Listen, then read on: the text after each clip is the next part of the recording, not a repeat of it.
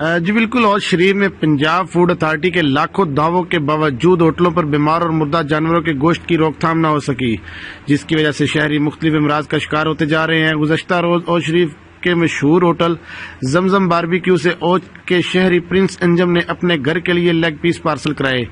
جب انہوں نے کھانا کھایا تو ان کی حالت غیر ہوگی، جن کو فوری طور پر رورل ہیلتھ سینٹر اوچھ شریف لایا گیا، جہاں پر موجود ڈاکٹر عثمان ظفر نے فوری طور پر مریض کی ٹریٹمنٹ کی۔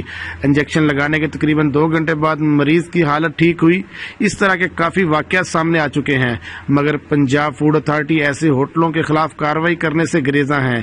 ان کے تمام دعوے جھوٹے ثابت ہو رہے ہیں، جبکہ عوام مضر صحت کھانا کھانے پر مجبور ہے۔ لیکن ڈاکٹر عثمان نے اپنے ایک بیان میں کہا کہ عوام کو ہوٹل کا کھانا کھانے سے پرہیز کریں اور گھر میں کھانا کھانے کو ترجیح دیں، جبکہ اوچھ شریف کے شہریوں نے ایسے ہوٹل مالکان کے خلاف کارروائی کا مطالبہ بھی کیا ہے۔ کیمرہ ٹیم کے ساتھ راؤ خالد، آپ تک نیوز، اوچھ شریف۔